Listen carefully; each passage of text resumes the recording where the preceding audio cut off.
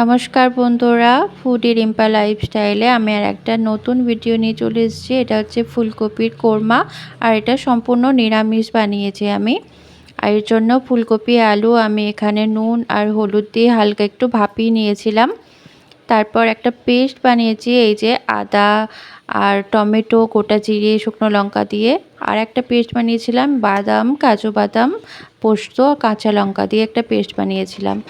এই দুটো আমি বানিয়ে রেখেছিলাম। আর এদিকে এই যে ফুলকপিগুলো একটু শুকনো লঙ্কার গুঁড়ো আর একটু কাশ্মীরি লঙ্কার গুঁড়ো দিয়ে হলুদ দিয়ে এগুলোকে আমি একটু ভালো করে ভেজে নেব। এগুলো সম্পূর্ণ তেলেতে ভেজে নেব। একটা একটা করে এই যে কড়াতে দিয়ে দিচ্ছি।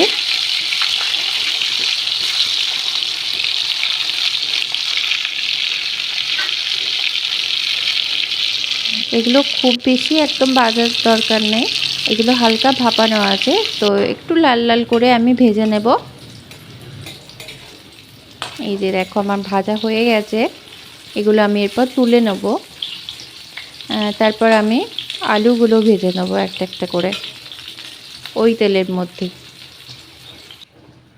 এই যে তুলে নিয়েছি, আর এর মধ্যে আমি এরপর আলুগুলো দিয়ে দেব। এই যে আলুগুলো দিয়ে আমি এগুলো একটু লাল করে ভেজে নেব এপিট এপিট করে।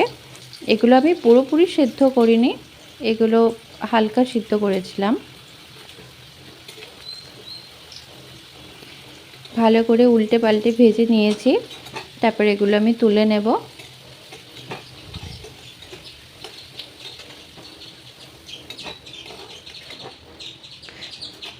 এরপর কড়াই একটু সরষের তেল দেব, তারপর এতে তেজপাতা, শুকনো লঙ্কা, গোটা জিরে আর একটু গরম মশলার কাঠ আমি ফোড়ন দিয়েছি। এগুলো একটু ভাজা মতো হলে এর মধ্যে আমি অল্প একটু টুকরো করা টমেটো কুচি করে রেখেছিলাম, ওটা একটু দিয়ে দেব। অল্প একটু নুন দিয়ে দেব যাতে এটা একটু নরম হয়ে যায়। এগুলো একটু ভাজা মতো হলে এর মধ্যে আমি ওই পেস্টটা দিয়ে দেব, যে আদা, টমেটো আর গোটা জিরে, শুকনো লঙ্কা যে পেস্ট করেছিলাম ওইটা আমি দিয়ে দিলাম। দিয়ে এটা ভালো করে ভেজে নেব মশলাটা, যাতে কাঁচা গন্ধটা চলে যায়।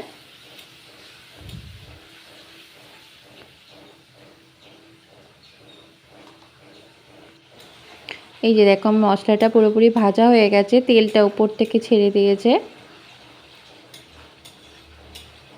এরপর এর মধ্যে আমি যে বাদামের পেস্ট করে রেখেছিলাম, বাদাম, পোস্ত, কাঁচা লঙ্কা এইসবের পেস্ট যেটা করে রেখেছিলাম সেটাও দিয়ে কিছুক্ষণ এটা ভালো করে এটাও ফুটিয়ে নেব। এই জল মতোটা এটা একটু কমে যাবে, একটু গ্রেভির মতো হয়ে যাবে।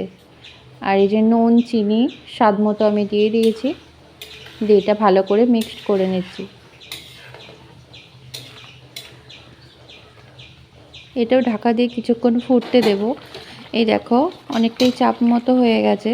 এরপর এর মধ্যে ওই আলু আর ফুলকপিগুলো দিয়ে ভালো করে কষিয়ে নেব। অল্প আঁচেতে আমি এটা কিছুক্ষণ ঢাকা দিয়ে রেখেছিলাম।